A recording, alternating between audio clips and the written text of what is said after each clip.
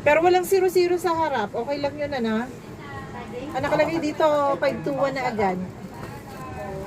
Ah, ilagay ko na lang po yung 00. Ano? Ano, paano ko i-edit?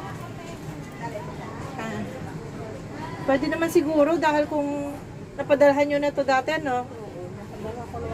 Wala yung 00, 521 lang po, 007826.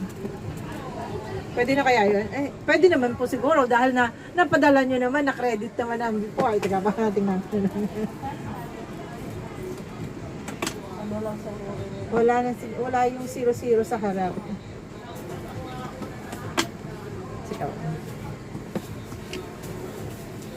Oh, record. Kano yung 5,000? Teka lang.